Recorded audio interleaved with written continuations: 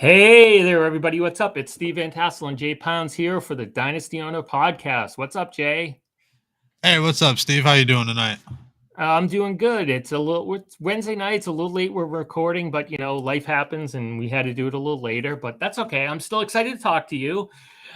See what's going on with you. See what's going on with you. Have you gone out and bought any stock in AccuSure or whatever the heck the new company that owns the name of Heinz Field is?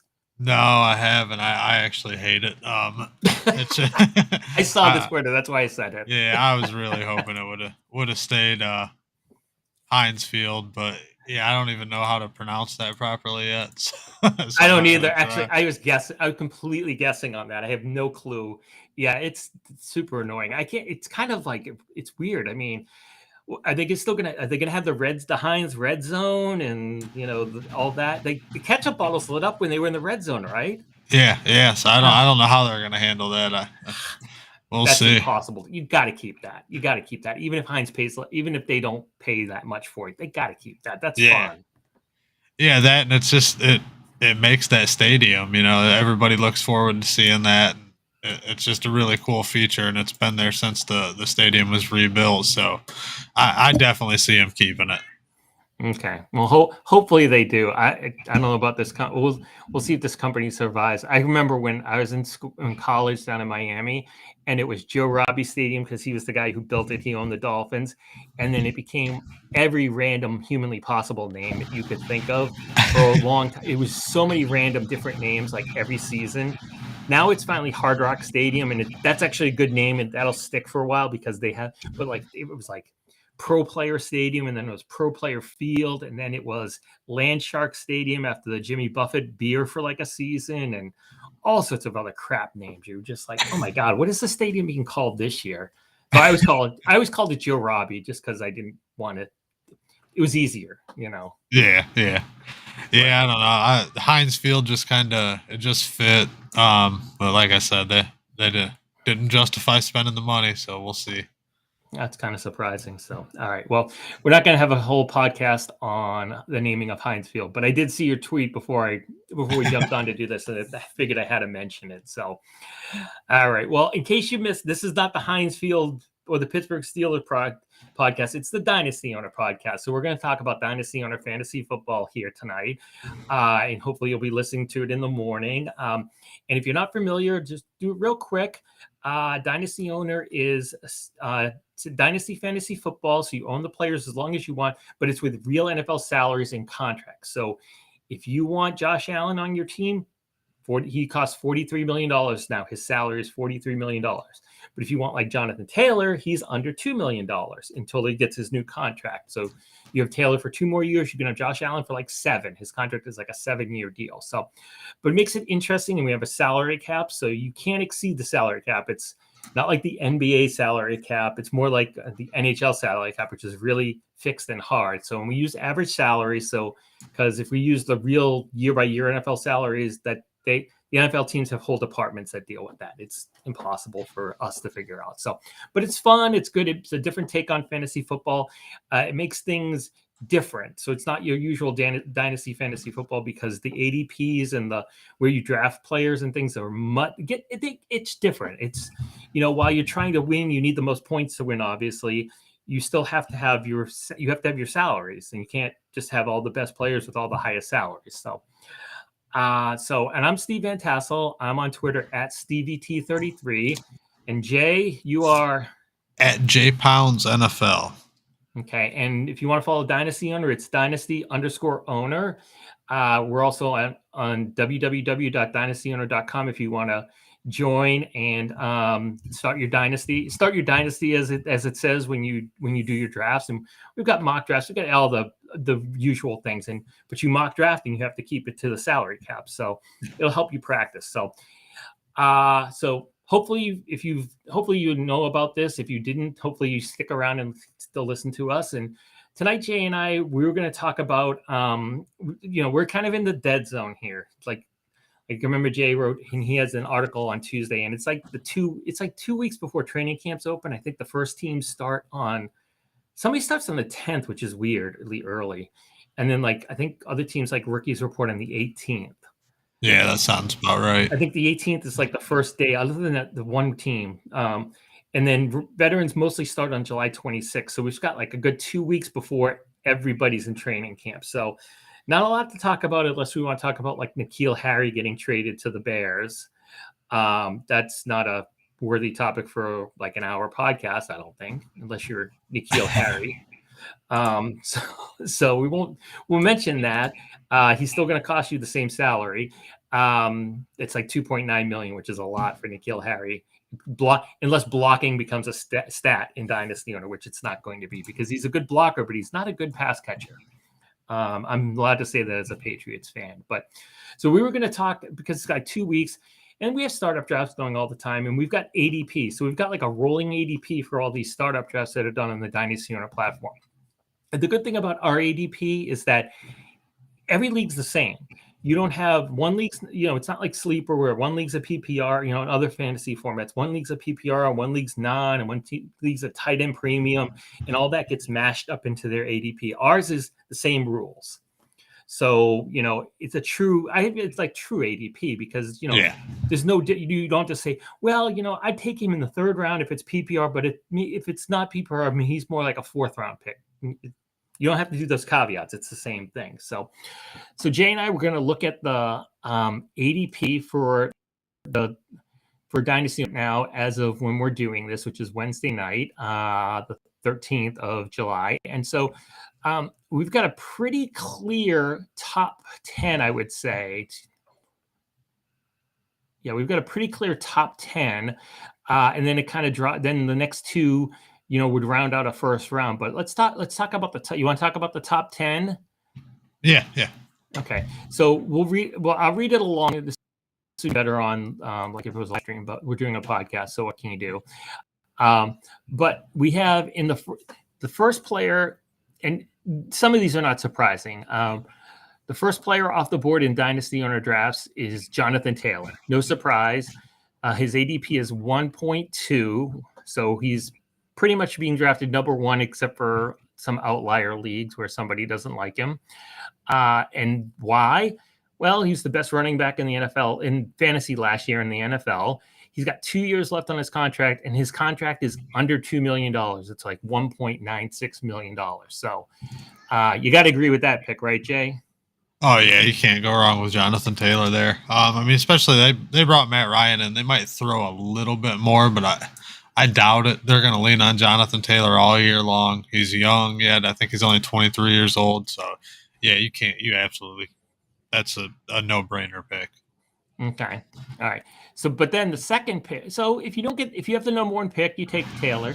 If you have the number two pick, then it's a little more of a decision point here because the next person, their ADP is 2.9, and that's Najee Harris from Pittsburgh, and he's a little more expensive than Taylor. He's $3.26 million, but you get him for an extra year. He's got 3 years left on his contract, and I forget what he was for running backs last year, but I want to say he was like running back 3. Yeah, he was running back 3 last year. So, and he's the second guy off the board this year. So I like that personally. I like that pick. I probably, if I had the two, and the one person took Jonathan Taylor, I think I'd take Harris and be happy with what I'm assuming you are too, Jay, since you're a Steeler fan.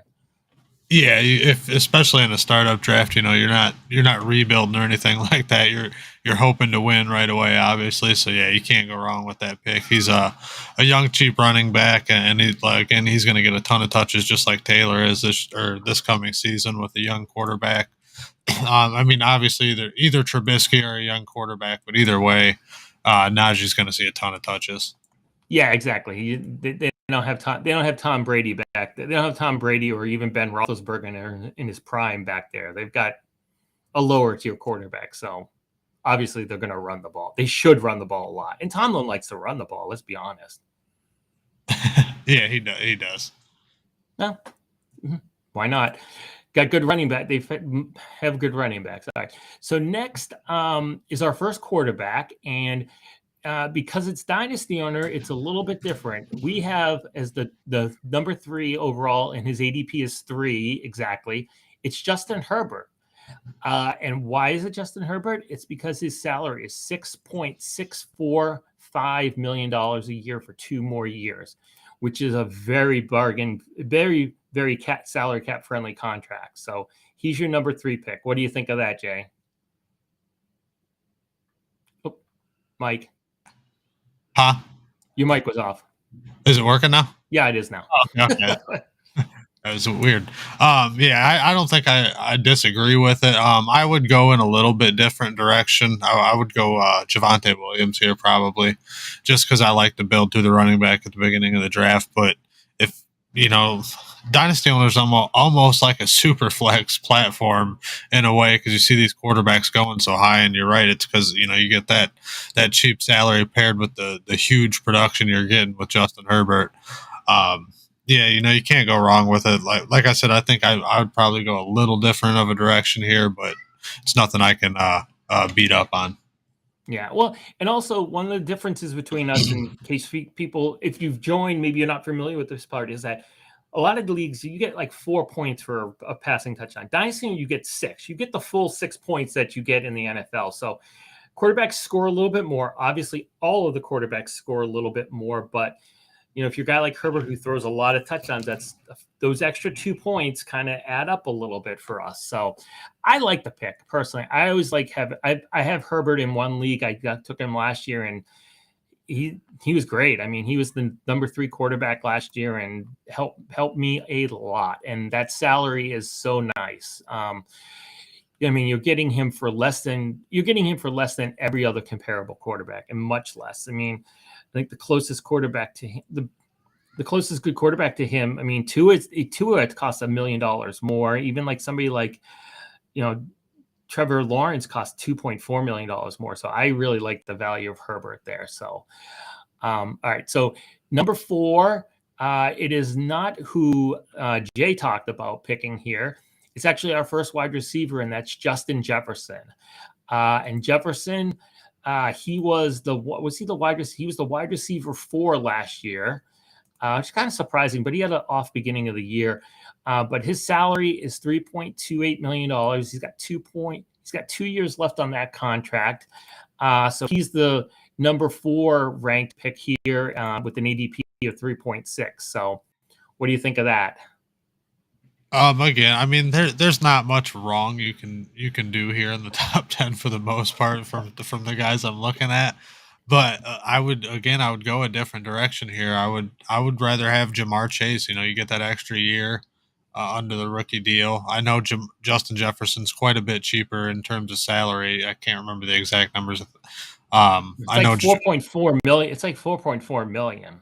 Yeah, so you're saving a fair amount each year on him, but just in terms of getting that extra year of not being $30 million, because by the time Justin Jefferson gets paid, he's going to be making $30 million a year guaranteed. Like there's no doubt about it in my mind. So I would go Jamar Chase and just get that extra year control along with the Joe Burrow connection. I expect that offense to take another step forward this year with they've beefed up the offensive line quite a bit.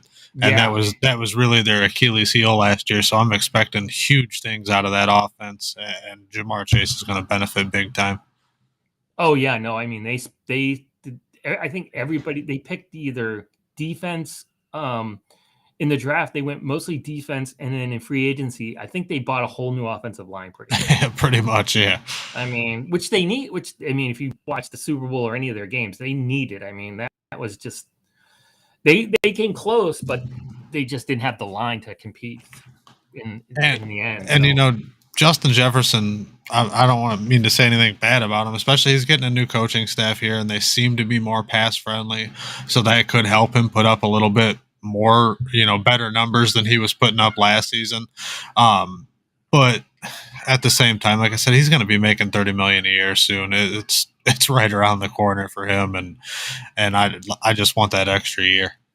Yeah, no, that's fine. That's fine. I mean, it's a debatable point. I don't know what I think it's a little early to take a wide receiver personally. Here, I don't think I'd take, if I had the 4 pick and that was my choice, I don't think I would take Jefferson. If Herbert was there, I would take him. And if it was a if there was a running, like you said, Javonte Williams or another running back, I think I would do that instead. But I just think you can get a lot of wide receivers, and that's just a personal opinion. I just think that's a little early for a wide receiver. So, all right. So next we have the fifth pick, the fifth ranked pick, and there's actually three guys tied at 5.2. I'll take the top one just because I'm assuming maybe it's decimal points making the difference. But the fifth one is, I would say, a controversial pick here at this point. Not because the talent's not there, but because of the salary. And it's Josh Allen. His new contract is over $43 million a year. That's 7-year contract. Now, admittedly, he was the quarterback 2 last year and had over 500 points in our format. And the year before, he had even more points and was the number 1 quarterback. So you're not going around production wise, but $43 million, it's hard to build a team when your salary cap is 145 million and you're taking 43 of that away, and you have to take 24 more players with $100 million. It's very difficult, which is why I personally wouldn't take Josh Allen this high. It's a risky pick because if you miss with this high of a pick at that salary, you have to hit everything else. You just have to draw the inside straight basically at that point if you miss with this pick. And yeah, I agree 100% there. Where are you comfortable drafting a player at the salary of like Josh Allen or Patrick Mahomes or somebody like that? I would say personally, if I had like an early pick, like the first 3 or 4 picks in the draft, and they came around to me in round 2, and I had like my running back that I really wanted, I'd be okay taking one of those guys there and then taking like a cheap running back at the beginning of the 3rd round, because I feel like I'd have a core 2 running backs and a quarterback. And as long as I wouldn't be taking like Zeke Elliott or Dalvin Cook with that pick. I'd be taking another cheap running back. I'm trying to think of somebody who's in that range. We're talking like Cam Akers. We're talking like ATN or James Conner's a little high. Maybe you reach for like a Kenneth Walker or like drafted Elijah Mitchell. I mean, that's a guy you have to get, because you have to get like a Najee or a Jonathan Taylor and another cheaper running back, so that when you add in the Josh Allen or the Patrick Mahomes salary, your overall salaries are like under 50 million for your first 3 guys, as opposed to, I'd rather be closer to 20 million personally. But if you're going to go get one of those guys, you can't be like at 60 million after your first 3 picks. Yeah, I agree completely. Because then you're just at the end, you're either in the 12th round picking nobody who makes over $1 million, or in those middle rounds, as everybody's kind of picking off the higher price guys, you're stuck going for like reaching for like rookies and things like that. And it just makes it tougher for me personally. Yeah. It sounds like the way this is, Josh Allen will never last to me. If I had that pick, that would be like the 18 pick, obviously. But in contrast, like Patrick Mahomes, this is the difference though. I feel like Patrick Mahomes, his ADP is 22.5. Now, admittedly, Allen outscored him by a little bit the last couple of years, but it's only a little bit. It's like 2 or 3 points a game. So I don't know. Mahomes at the end of the 2nd round, beginning of the 3rd round, versus Allen in the middle or the upper middle of the 1st round, it just seems like the gap is too wide personally for the difference in points and salary. Yeah, and then you're getting Mahomes for that 10-year contract. What is there, 8 years or something like that? 8-9 years left on it. He's got. Oh, is it 10? Okay, yeah. Yeah. So he's still got the whole deal left, and it's going to be a pretty significant value here in the next probably 3 years. I'd say it's going to be a fairly cheap contract. But Allen's the same. His is 7 years, so at the end of his contract, he's only going to be like 31 maybe, and he's by all rights, he'll still probably be a very good quarterback. And like you said, at that point, 43 million is probably going to be on the cheaper end. I remember when Russell Wilson was 35 million, and everybody was like, "Oh my God, 35 million! That's a ridiculous price." And now he's like the 6th highest paid quarterback or something. Yeah. It's not outrageous anymore. So, all right. Well, that was. So it sounds like you're agreeing. I like Josh Allen. Don't get me wrong. I'd love to have him, but that's just a lot to pay. Oh yeah, way too much. I mean, you can take Joe Burrow there, and I wouldn't fight you a bit on it. You know what I mean? Because of his salary and the offense he's in. But Yeah. at that price, like you said, you have to nail every single pick for the rest of your draft. You got to even hit on your kickers probably to win your league if Josh Allen gets hurt or something like that. And you took him fifth in the first round. Yeah. Or even if he has a somewhat off year. I mean, if he's like the quarterback 6 and scores like 400 points as opposed to 500 points, I mean, it's not a ton, but that's 5-6 points a game. And if you're paying him that much, you don't have the money to spend on like a couple of prime wide receivers. You can't have like Mike Evans and Keenan Allen or something like Yeah. that. You can't afford those guys. You have to hit on like the rookies or like the breakout players who, somebody who comes out of nowhere. You can't have Cooper Kupp. You Yeah. can, but then you have no money left, for example. Yeah. Good luck filling out your bench or having somebody for bye weeks and things of that nature. Yeah, and that's part of the other thing about Dynasty Owner is that, we have to start a bench and you get 25% points added. So you have to have some good players backing up your starters. You can't just have like a starting lineup and then like a bunch of bench fillers, a bunch of guys who never play at the end of your bench, because that'll bite you at the end. Because between bye weeks and just having to fill out a bench every week, you might make the playoffs and you might be able to squeak out your league, but I doubt it. I mean, somebody's going to get you in the end, I think, personally. And you'll never win the chase of the ring with a team structured like that. Never. No, because your bench is getting what I'd say 25 points roughly a week. So you're gonna have to blow teams out for the most part if you want to win without a bench. You're not winning a close matchup without a bench. Their bench is going to overtake you. So you really have to. It's one of the things that makes Dynasty Owner a lot of fun for me is the strategy of it all. Yeah, no, I agree. And yeah, and think about it, then you can't even have you also have to have a backup quarterback. So you can't take anybody making double digits at quarterback, or else you're spending $50+ million on quarterbacks. Yeah. One position, 2 guys. I mean, yeah. This is why it's tough to be an NFL GM, right? It sure is. Yeah, I can only imagine what they go through. Well, it's a good thing these guys don't. It's a good thing they don't have to pay those guys like they used to, like when they would give Sam Bradford like the biggest contract ever, and he never played. I mean, now they're lucky. They just, this is the contract you get, dude. Take it or leave it. Now, they don't have to worry about signing rookies to like unprecedented deals and having them suck. Yeah, that'd be very interesting for this game. Worrying about the Jamarcus Russell contracts and things like that. That'd be terrible. Oh, could you imagine if like we had this around then and you had in like Sam Bradford? I mean, you'd have to really have thought Sam Bradford was going to be the shit to like draft him, because that contract was crazy when he signed it, and he hadn't done anything. I mean, so yeah, no, definitely, because I mean we talk about this all the time. The rookie contracts are great in this game, and if you took that away, I don't know what people would do. It'd be kind of crazy. Yeah. No, interesting. All right. So next, also at 5.2, we talked a little bit about him earlier, and it's Jamar Chase. And Jay would prefer him over Justin Jefferson, who's just ADP is a little bit higher, which means on average, people are taking Jefferson higher, but there's probably a lot of leagues where somebody took Chase ahead of Jefferson.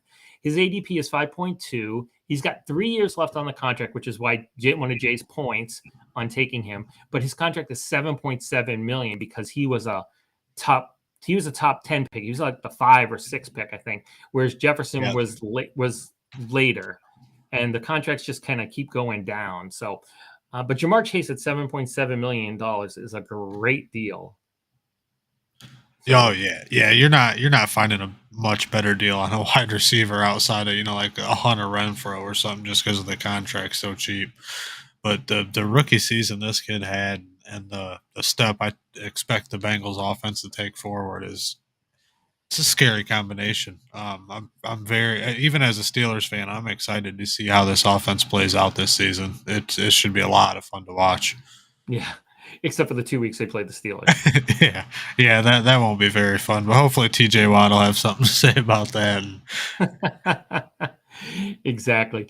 But yeah, I mean, yeah, what can you say about Chase? I mean, I haven't looked at the stats yet, but I'm curious what percentage of our dynasty owner winners had like Burrow and or Chase, because I know in a couple of leagues that I'm in, somebody like my beta league, the winner of the league had Burrow and Chase and just decimated his opponent in the final couple of weeks. I mean, because those guys just went off together. Yeah. Not to say it's nice, that it's a nice stack to have because it's cheap, but if you had that, hopefully you made the playoffs, then you probably just ran through the playoffs with that stack. Like David Brady did in our beta league. He won going away. So we'll have to check that out. But yeah, I mean, but the problem is you're not going to get both Burrow and Chase in any dynasty owner league this year. If you're sort of a startup, nobody's letting you do that. You could have got away with it last year, but not this year. Or you could have had Burrow. You could have drafted Burrow the year before and then added Chase in the rookie draft. But nobody drafting this year is getting that stack. And if they do, I want to be in that league because there's a lot of people not drafting properly. Yeah, you got to be real lucky, and they just got to fall to that 12 spot. You know what I mean? Where you can get them both at the turn. That's the only way it's happening. And even at that point, I don't see it. Like there's no way I see Justin Jefferson, Jamar Chase making it to the 12th pick. I can't envision it happening. Yeah, unless it's a league of people who hate LSU players for some reason. Like there's an agreement that we won't draft any LSU players. That's the only thing I can think of. All right. Well, then the third guy who's tied for the 5.2 ADP is another running back, and it's Austin Eckler from the Chargers, who's got 2 years left on his contract of $6.125 million. So he's kind of an outlier here on this in that besides Josh Allen, he's not on a rookie contract. This is the second guy who's not on a rookie contract, but it's such a good veteran contract. I mean, it's one of the best veteran contracts out there because Eckler was the running back. He was the running back 2 last year. He was just behind Jonathan Taylor. I say just behind, but he finished like 40 points behind him. So it was like 3 points a game. So while he was 2, there was a big gap between 1 and 2. But what are you thinking about people drafting Austin Eckler with like an average of 5? I mean, I understand it, but I don't like it. It's not something I'm gonna do. He's just a little too old for me to take in a startup draft in a dynasty, especially this early. That and his touchdowns was just a huge outlier last year. He scored 20 touchdowns, I believe, last year. When the year before that, he scored 3. So it's a huge difference. And then they draft Isaiah Spiller. They've drafted a running back, decently early in the last 3 years now with Joshua Kelly, Isaiah Spiller, and then I forget the other guy's name, Larry Roundtree. Yeah. And it's telling me that they're trying to pair somebody with Austin Eckler. And if Isaiah Spiller hits, I do think Austin Eckler takes a little bit of a step back. Isaiah Spiller is not going to take a ton of work from him, but he will take some of that between the tackles and possibly even goal line work from him. And that's where it's going to kill you. And he's going to kind of regress back to what he was. Yeah, if you look at his stats, he's ping-ponged on his touchdowns. Like in 2020 it was 11. And then, in 2019 it was 11. In 2020 it was 3, which is also an outlier. And then last year it was 20.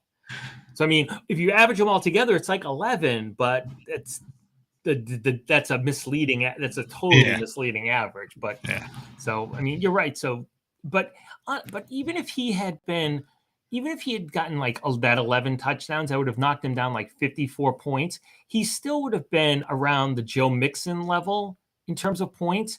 And Mixon finished as like the running back 4. So he would have dropped in terms of pure ranking. He wouldn't have dropped that much, but in points, 54 points is 3.5 points a week. That's a lot. Yeah.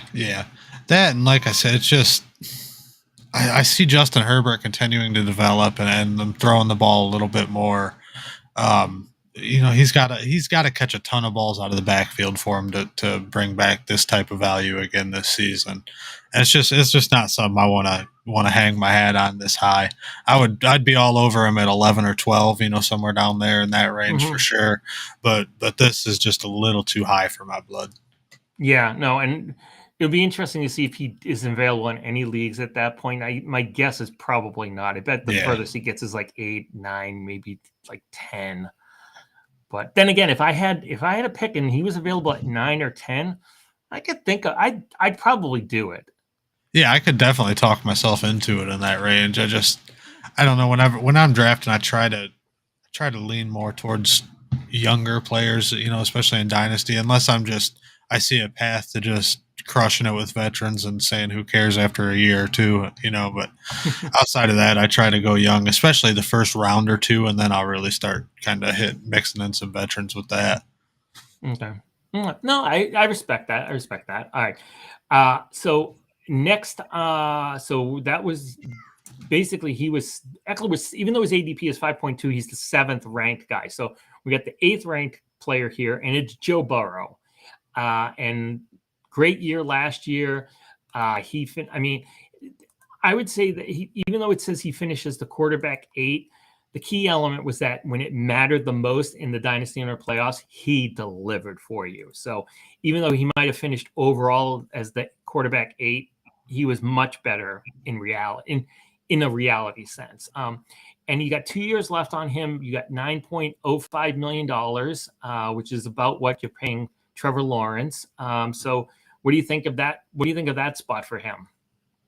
I like it for Joe Burrow. It's I've been saying the whole time his offensive line's upgraded heavily. So I'm expecting a huge step forward this year. And at what was it, 9.5? You said? No, it's 6.7, but he's the 8th. But he's the 8th ranked pit player. So, you could conceivably, 7 or 8 slot. 7 or yeah. Yeah, that's perfect for Joe Burrow. I think in our mock draft earlier this year he went like 11. So this is a little higher than where we had him, but it's definitely where he needs to be. 2 years left on a young quarterback that's ascending.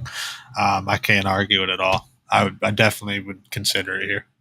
Yeah, no, I would too. I mean, I like Herbert better, obviously, just because of the little bit of savings. But I think I don't think you can go wrong here with that pick. So I like it. If I had the 7 or 8 pick, unless one of those guys ahead was available, not Josh Allen, because I think that's too early, but unless somehow like Jamar Chase slipped through, or Jefferson, or God forbid Herbert slipped through somehow, I'd be taking him. So.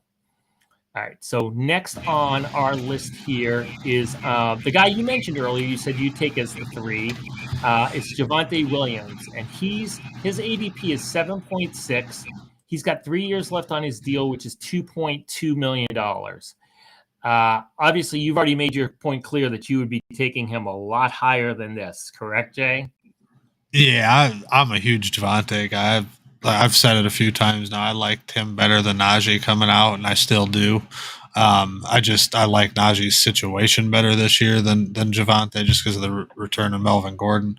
But within the next year or two, it's going to be wheels up for Javonte, and it's going to be fun to watch. This kid has all the talent in the world, and if he can stay healthy, it's going to be a fun time for whoever owns him in fantasy. Yeah, I mean, in last year, even he and Melvin Gordon split time the whole year, and he finishes the running back 18, and I think Gordon was the running back 19. And Gordon missed one game; he had that weird 1-game suspension for like the DUI. But both of them played the whole season. Besides that, with no injuries, which is unheard of in modern day football right now. So, I mean, he didn't even have a chance to like take over a couple of games. He split time the whole season and still finishes the running back 18. So, yeah, I think if they didn't re-sign Melvin Gordon, he'd probably be closer to, like you said, he'd probably be closer to like the 3-4 than he is now. I think it probably suppressed. I think some people might be off a little bit on Javonte just because of the presence of Melvin Gordon. Plus, maybe do you think having Russell Wilson there is doing anything to that too, and kind of knocking him down a little bit? People thinking that Russell is just going to throw a bunch. It's possible, but I could argue the exact opposite. It's going to give him more goal line opportunities, and he's going to have the ball more and more opportunities to run. So you can work that both ways. But yeah, I do think it is affecting him a little bit. But I just think the return of Gordon kind of put a black cloud over him for this season to start, especially. Yeah, no, I agree, and I think I think you're right, and I'm not sure they're going to bring Gordon back another year. So you'd still get two, even if you draft him this year and he still split time with Gordon like he did last year. You'd have 2 years of Javonte as your lead back in Denver at $2.2 million.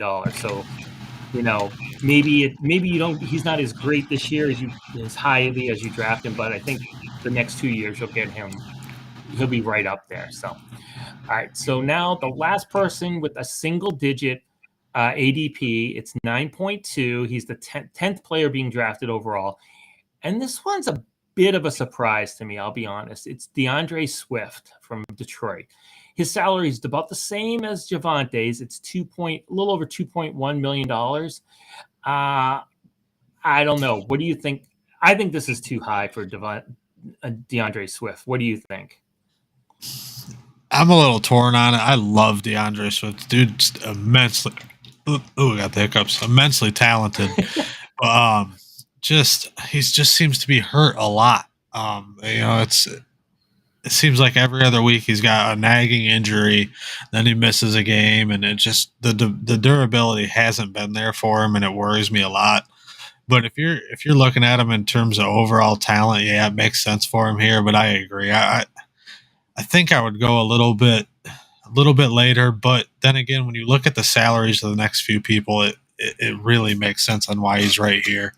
Because you really start to you jump up quite a bit in salary after this pick in terms of ADP. So yes, it makes sense, but I don't know. I'd have to be on the clock and looking at this one before I made the decision. But I would be comfortable taking him here, but I would hope for something different to happen. Yeah, no, I'm with you. And what Jay's referring to, we're looking at the ADP here as it currently is, and the next three guys are all double-digit $1 million salaries. It's Cooper Kupp, whose salary is 15.75, Derrick Henry 12.5, and then Joe Mixon at $12 million. So I think, like Jay said, at this point, a lot of people's decision point is, do they go for the lower salary DeAndre Swift and maybe a little less production, or do they reach for like Joe Mixon and hope he produces like he did last year, and even though you're paying him $12 million? And that's a tough decision. I think what a lot of people might be thinking about at this point, and this is just me thinking out loud, I haven't been in every draft looking at these things, but if you take Swift there, you still might be able to get one of those guys on the wraparound. If he's like the 10th, 9th pick or something, one of those guys might be available at like the 14, 15 pick for you to take with the higher salary. But Swift's probably not going to be there. Yeah. You got to think that one of those two people on the turn right in behind you, if you're like the 10, the person with the 11 or the 12, in those four picks, somebody's going to take. He's going to go in one of those four picks. So you're not going to have the chance to wrap him around, where you may get the chance with Mixon because of the salary. You may get the chance with Cooper Kupp because of the salary and because he signed a big extension that's going to kick in later. And Derrick Henry, the same thing. So I think that's probably the thought process. But I'm not sure I'd like being in the 9 or 10 position and realizing that my picks are DeAndre Swift or like an expensive $10 million player. Yeah, that definitely looks like the worst spot to be so far this year, just in terms of what I'm looking at here. Like you said, I don't want to take one of them expensive guys in the first round or even early second. That's something I would like to do in the middle of the second to the back end of the second round, is where I start taking double-digit salaries. But yeah, that's a rough spot to be in. But somebody's got to do it, and that's what they've been doing, I guess. Yeah, no, you're right. And the thing is you can't trade your draft position in Dynasty Owner. It's randomly drawn and you get stuck. You can't. So you can mock draft all you want, like the number 5 position and stuff like that. But if the draft comes around and the bot gives you the 10, congratulations, you got the 10. Yeah. Yeah, and you can't negotiate with a league mate and be like, hey, I'll draft in the 3 spot, you draft in the 10 spot, and you can't even do anything like that. It's you're stuck with what you got. Yeah. Yep. No, that makes it tough. So, well, it sounds like neither one of us wants to, when we do our podcast listeners league, neither one of us wants to be in that dreaded 9 or 10 spot. So you know what'll end up happening. You'll get the 9, I'll get the 10, or vice versa. And we'll both be fighting over the same in the first round. I'll be going, come on, Jay, take Swift. You'll be like, if I take Swift, do you think Steve's gonna take him? Hey, no, one man's trash is another man's treasure. I'm sure some people are loving being in that spot right now. So. Yeah, we'll see. So speaking of the podcast league, it's full. We've got 12 owners. So let's give them all a shout out, because I think we should do that. I'm excited to play in this with all these listeners, and a lot of them we've got some experienced Dynasty owners, and then I think we've got like 1 or 2 new people here. So in no particular order, I'm just going to go in the order that it's on my screen here. We've got Meat Mountain, who I think is new. I'm not familiar with that team, if they're an existing owner. Then we've got Tragic Bronson, who I also think is a new owner. Then we've got 2 that I know are experienced owners. We've got the Hip Hop Eponymous, who you told me that's some kind of reference to like an Adam Sandler movie, because I'm too old to understand those things, right? Yeah. Okay. And then we've got the Nashville Riverboat Gamblers, who I think is a beta user, if I remember correctly. I think I've seen that name before. Then we've got J-Dogs 49ers, who I think is new. I think I remember them posting. There's some chat going on, even though we haven't drafted yet. We've been chatting a little bit. So then we've got Jay's team, who's not safe for podcasting name. Then we've got the Oracle, who I know is an experienced owner. I know it's a him too. His name's Joshua. I've seen him before. Then we got them Chi-Town Boys, who I think is new. I'm not familiar. Again, I'm guessing on some of these because they may be in a league and I'm just not familiar, because we have thousands of users, so I don't know all of them. Just some of them I'm very familiar with. The Hip Hop Eponymous has been in the top 25 of the Chase for the Ring before, so I do those standings every week. I've seen that name before. I think the Oracle's been up there too, so I've seen his team name before. Some of these other ones I haven't seen, so maybe they're in a league, but I'm not familiar with them. But speaking of top 25, the Chase of the Ring, we've got the sort of the 800-pound gorilla of the podcast listeners league, and that's Rudy, Dynasty Trade School. And if you're not familiar with Rudy, he has finished in the top 5 of the Chase for the Ring 2 years in a row. Same team 2 years in a row. So he hasn't won it yet, but that's an extremely impressive feat, because I don't think I've seen anybody else in the top 25 with the same team 2 years in a row, and he's been in the top 5. So I'm very worried that Rudy's going to mop the floor with me when I play him. So I'm hoping I get the schedule where I only have to play him once. I don't get the double. I don't have to double play him, and have 2 L's at the beginning of the season.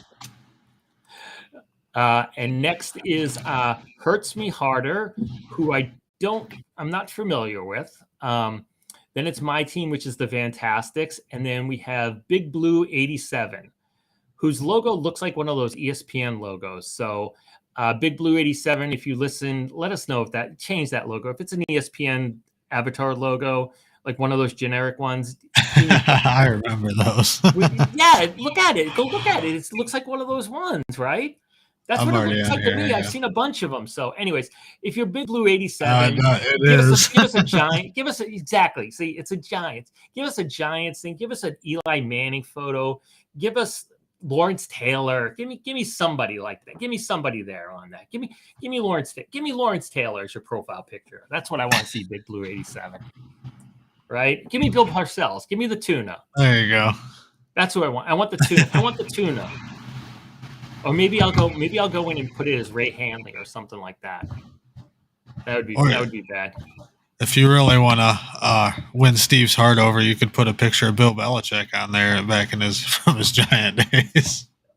Yeah, but I don't think put Bill Belichick there. I mean, those are old pictures of him. He was young when he was an assistant coach with Parcells and stuff. Yeah. So, all right. So those are the 12 teams. That league's going to be exciting. We're going to pick a draft date one of these days. We're going to get with those other owners and talk about it and figure out a time that works for everybody. And then we might be doing a second podcast league, listeners league. We haven't decided yet, but we've had some interest from some other people who couldn't get into this one, so we're considering it. We'll talk about it. If we do that, then we'll probably draft that one a little bit later. But if you guys want, if everybody listening wants to do that, want to play against me, play against Jay, jump on in and join. We'll let you know when that gets set up, and then everybody can join. So, but thanks to the other 10 owners we have doing this. I think I don't know. It's a $50 cash league, so we've already got money on the line, but we may have to do some side bets here and there. So we'll see. We might have to side bet on when we play to each other, Jay, and see what happens. All right. That works for me. Okay, sounds good. All right. So the last thing we were going to talk about tonight, after that, is since we went over some ADPs and we talked a little bit about some things high and low, I wanted to go through and maybe just find a couple of guys, maybe one at every position, who Jay and I both think are being drafted like way too high or too low. I was going to say way too high, but I don't think way too high is kind of it'll happen once in a while. Like I always pick, like I'll find these drafts where somebody drafted somebody way too high, and then you call them like the fan club president because it's clear they really like a player more than everybody else does. But when it's ADP, it kind of flattens it out. It takes those leagues where somebody's drafted way too high and way too low and kind of mashes them together. But do you want to go first and find like a quarterback where their ADP is either way too high or way too low for your, like, you just can't believe that's where they are?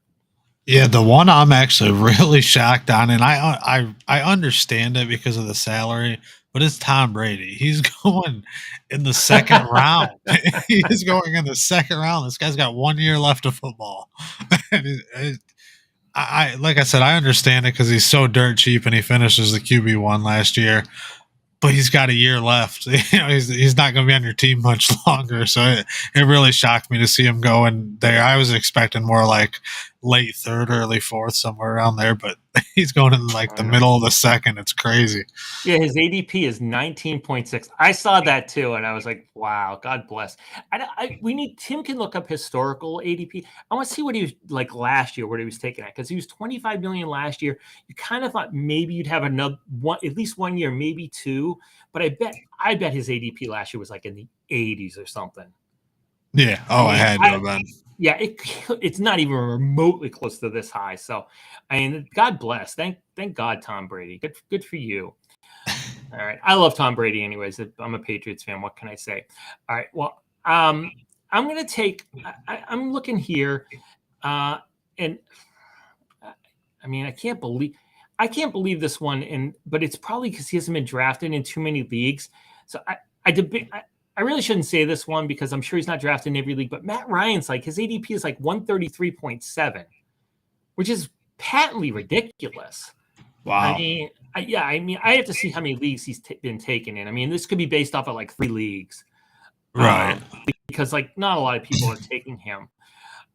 So I guess I'm going to go with, I mean, we talked about this earlier. Josh Allen is way too high at $43 million a year, being drafted at the 5.2. Yes, he might be the number 1 or the number 2 ranked quarterback, but you are going to have to hit at you. He's either going to have to go way above everybody else's points, like so much above that it makes a difference, or you're going to have to hit like your 5th picks, your 6th pick. You can't make a mistake, or you can't make like 2 mistakes, or else it's going to blow your roster out. So yeah. That's why I think that's going to be tough. So that's my pick. So, all right. So, in terms of running back, anybody sticking out to you as being way too high or just way too low? Yeah, I think J.K. Dobbins he's getting drafted a little too low for my liking, and this might be my Ohio State bias coming out. But his rookie year, he started coming on really strong at the end of the year. And then obviously last year, the ACL happens.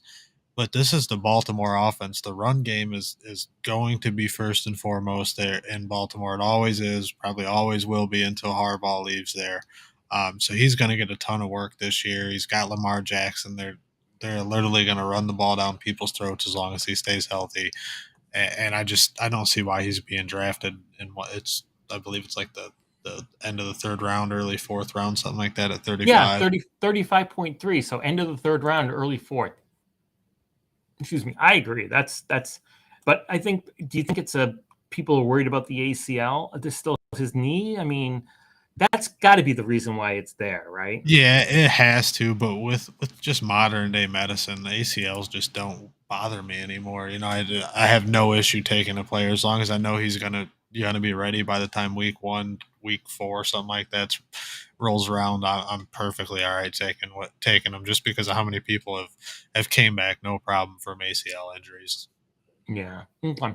Well, I have somebody, and I looked at this earlier today when I was talking to Tim and Nick on the live stream, and I was shocked. And I know he only has 1 year left, and he was out injured at the end of last year. But James Robinson is going in the 10th round, at the end of the 10th round in Dynasty on draft. His ADP is 119.2. He is $763,000 a year. I mean, you can't find anybody for that amount. You can't find a low grade kicker for that amount. And you could find a possible, like, maybe a low end running back 1 or a high end running back 2 for that amount in the 10th round. I mean, if that was in my draft, I'd be picking him up way before that. But that's just, yeah, I think that's, maybe I'm wrong. Maybe he won't play half the season and that's a bad pick, but I don't know. I find that to be shockingly low. So the other one I wanted to point out, and this one's just a little bit different, but I don't know if you noticed, but Christian McCaffrey has a lower ADP than Dalvin Cook. McCaffrey's ADP is 19.7 and Cook is 22.3. Now, I love me some Christian McCaffrey. I had him in a league and I've held on to him, and I'm thinking big things for him if he's healthy. But if I had the choice now in a startup draft and Cook and McCaffrey were both available, I'd take Cook, especially in this format. It's $3.5 million less. He's likely to be more productive. His contract is, they both have 4 years left on their contract, so you're hanging out for the same amount of money. I just think I'd take Cook over. I'm kind of surprised that people faced with the decision of Cook over McCaffrey are taking McCaffrey instead of Cook. That's just me. I mean, I know it's not a big difference. It's not like every league, but the numbers are there so that it's in enough leagues that I find it to be surprising. I would have had it flip. I mean, maybe Cook's a little low, maybe McCaffrey's a little high, but I just would have had them flipped in terms of like rankings and stuff. Yeah, I don't disagree with you there. I think a lot of it has to do just when we've seen Christian McCaffrey play the last 2 years. I know it's been sparingly, but he has just been absolutely phenomenal every time he stepped on the field. It's 30-plus point games every time. So I think people are just kind of holding out hope on that upside and just hoping the old CMC comes back. But I don't know, with 2 years of being injured straight after the workload he was receiving, his body might just be burnt out. Yeah, I'm nodding my head in agreement because nobody can see us except for you and I, but I'm nodding my head in agreement because I'm with you on that, and that's a large part of it. And yeah, I guess because if you think about 1922, you're talking like the middle to end of the second round. If I took like maybe Justin Herbert in the first round, or even Javonte Williams, or I'd be happy taking either one of those guys because they could be running back 1. They're just expensive. So, but the production could be there, and you're not spending $45 million on Patrick Mahomes. But yeah, so we'll see. All right, so wide receiver, I'll give one somebody who I'm kind of surprised they're going this. I'm kind of surprised they're going this high, and that's Davante Adams. Same one I had. I mean, yeah, that's why I went first, so I could steal that from you. I mean, 5 years, $28 million, and his ADP is 35.8. So he's the end of the third round. I know him and Derek Carr have a relationship and they played together in college, but that's no guarantee that, it's a new team, it's a new offense, it's a new coach, it's a new everything for Davante Adams. And, and he's got this gigantic contract, and oh, man, that's a lot of money. If he doesn't, everybody was talking about, DeAndre Hopkins and how great he is and everything.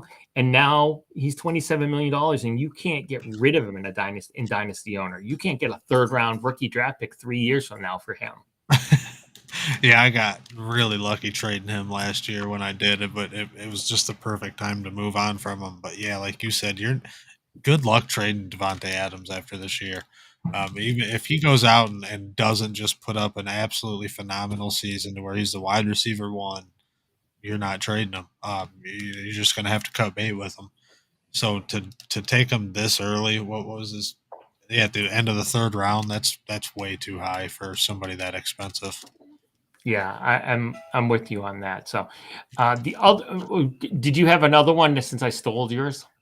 The other one I was looking at was I just feel like Darnell Mooney should be a little bit higher. It's not much, I don't think it should be a whole lot higher, but I would definitely be taking him above like a Rashad Bateman or a Mike Evans right now, just because of how cheap he is and seems to be the number one wide receiver going into the year in Chicago. So he's going to get plenty of opportunities with a young quarterback and Justin Fields that they're probably going to let sling the ball around a little bit.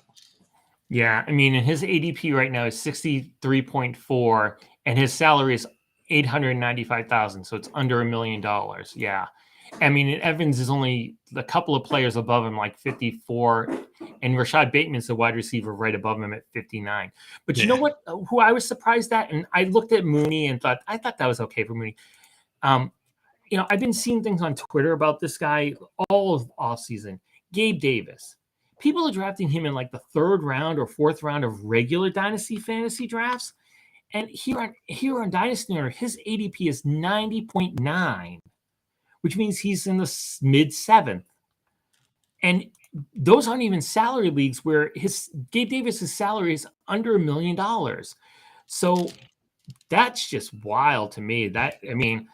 I like him. I like him. I like him. I mean, I like him a lot. I'm just kind of. I thought people really loved him, and I'm kind of shocked that he's not higher, especially because you pointed out Mooney, whose salary is roughly the same. Like it's 100,000 less, so it's not that much of a difference. Yeah. And he's going like 2 full rounds ahead of Gabe Davis. Yeah, that's a good point there. I kind of overlooked that a little bit. You're right. Yeah, he's been going everywhere I see on Twitter. Yeah, people just love the guy. So yeah, for him to be that low is is Yeah, is pretty surprising, and he seems to be the clear cut number two in Buffalo going into the season. I mean, they haven't brought any huge name free agents, or they didn't bring the Emmanuel Sanders or the John Brown in, like they have in the past. So yeah.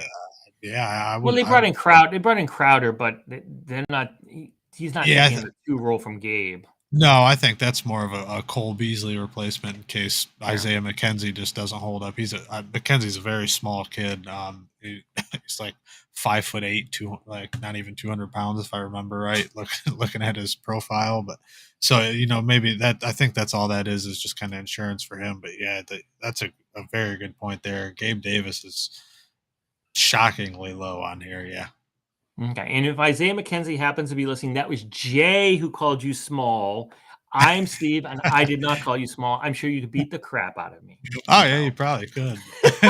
By NFL standards, you're a pretty small guy. exactly. By NFL, whenever we say anything like this guy's old or he's small or something like that, that's by NFL standards, not by regular human standards. That is where I live, for example. Yeah, So like I called him a kid. I'm 33. He's probably 22, 23, 24 tops. That's a kid to me anymore. Like, well, he could be my oh, kids. He could yeah. easily be my kid. So yeah, we'll skip that part. Anyways, all right. On to tight ends. All right. So, is there anybody here who just looks out of place? I mean, I'm not surprised. The number one is Kyle Pitts, the top tight end, and then Mark Andrews. But is there anybody who you're surprised at their positioning here or where they rank? Um, yeah, I'd say Dawson Knox probably. I'm surprised he's not a little higher there with the $880,000 salary. I Yeah, kind of expected him to be up, probably right under Kelsey. I would say. No, I'd put him right under Waller. Actually, I'd keep Waller there just at 7 million. Waller's such a good value for a veteran. But yeah, I'd have to say it's Dawson Knox. Okay. My guy is he's really deep here, and you're talking about your backup tight end, but Hayden Hurst is going at the 177.9 position. So I mean, we're talking 15th round. I like Hayden Hurst in the Cincinnati offense, and if you look at the guys he's squeezed between, this is the surprising part. Robert Tonyan is right above him. His salary is $250,000 more. They're both signed for only 1 year. And Tonyan, I just saw, I mean, admittedly, this report's late, just happened, but he's been hurt, and they say he might not be ready week 1. And people are drafting him on average a little bit ahead of Hayden Hurst. And then the guy right behind him is Logan Thomas, who's also been injured and might not start the season. So and cost $8 million. So I mean, if you could get Hayden Hurst at $3.5 million as your backup tight end, you could flex him every once in a while. If you on bye weeks, if a couple teams are on bye, if he's playing well, that just screams value to me. That just screams that he should be going higher. Yeah. I definitely agree with that there. And another thing that stands out to me is the fact Dalton Schultz is going higher than George Kittle. It's just, oh, how the mighty have fallen. George Kittle was just such a premier tight end a year or two ago, and injuries have really put a damper on his outlook. It's the $15 million. It's the $15 million. And it's the fact that the contract is 4 years. Yeah, and he's never on the field, it seems like, anymore. Yeah, but if his contract was like 2 years, you'd think about he'd go high. He'd be going earlier. No, it's just the 4 years. Yeah. Do you foresee George Kittle being a premier tight end playing 16 games a year, like 17, 16, 4 years from now? Yeah, probably not. No. Exactly. I don't see it either. That's I don't fair, see it either. And that's probably why you would take a Dalton Schultz ahead of him.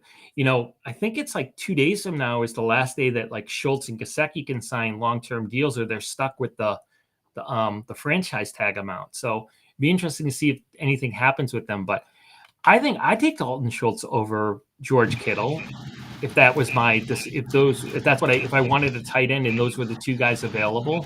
Then again, you got Dawson Knox right behind him. I mean, so much cheaper, but it's only 1 year. What about TJ Hawkinson being behind Dawson Knox? I know you said if you're rebuilding, you should trade TJ Hawkinson away, but I mean, you're drafting unless you're Bryce. Nobody rebuilds after a draft unless they're Bryce. We know. If you don't know what we're talking about, look at Jay's articles. He did one about Bryce, who's a great guy, but drafted a team and then like a week later blew it up to rebuild it. No, that was Brian Peck. Brian, I'm sorry, I apologize. I got the name wrong. Brian, not Bryce. Apologies. Yeah. So. Apologies, Brian. Apologies, Bryce is Brian. But yeah, so I mean, if you're not that, so do you think in startup drafts, I see TJ Hawkinson being behind there a little bit surprising because you even know, if you pay attention, his salary, he's got the 5th-year option picked up. It's like it's like 9.2 million. So you got him for 1 year at 4.7 and then another year at 9.2. I don't know. It just seems like he should be a little bit higher to me. Maybe I'm off base on that. I mean, I like where he's at. I could see him going a little bit higher. But for me, I just think the offense he's in with no future quarterback yet kind of really hurts his outlook. And if he had a better quarterback, people would probably be all over him, especially at where he's at. Yeah, no, that's very possible. He could have a new quarterback next year on his 5th-year option year, but then again, he might also get like a Dallas Goedert $14 million year contract, and then you're kind of like sitting there going, well, great. If I want to pay $14 million for a tight end, I want Mark Andrews. I want Travis Kelce. Like, I don't want TJ. No offense, I don't want TJ Hawkinson. I'll take TJ Hawkinson at 5. But at 14, I want a guy who's like I want a guy who's doing wide receiver stats at tight end. Yeah. For $14 million. Another interesting thing to me here is Zach Ertz and Trey McBride are back to back in the rank in the ADP. It's I just know. it's very interesting. I know. I saw a couple of those where it's just weird. Like there's players on the same team back to back. I think also in wide receivers, I think I saw Elijah Moore and who was it? The two that maybe it was Garrett Wilson and Elijah Moore were like back to back. It was a couple of Jet wide receivers, and I was like, really? Out of all the people, like these are guys that are like being drafted back to back. Yeah, Garrett Wilson and Elijah Moore are like right back to back, and I was like, well, that seems weird. Yeah, I it's just mean, funny how that works out. It's a very split community apparently. or you know what it is. There's people out there going, oh, I want Wilson, I want Wilson, I want Wilson, and then like somebody drafts Elijah Moore right, they draft Wilson right ahead of him, like and then they're like, oh well, Elijah Moore's available. Oh, maybe I'll take Elijah Moore. Yeah. It's like settling. It's like Yeah. it's like if you see a pretty girl and you want and somebody takes her, you're like, oh well, her friend's not bad looking either. I mean, Yep, it's I don't true. know. I don't know.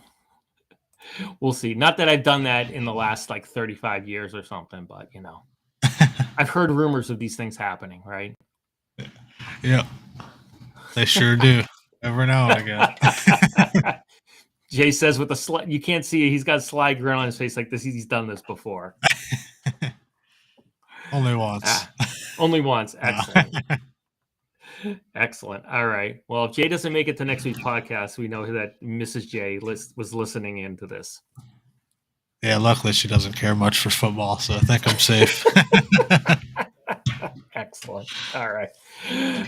Well, that was good. So that was fun. I actually enjoyed that. That was good. So we got anything else to talk about? We're a little over an hour now, so probably time to be hitting the sack, and then this will be up in the morning.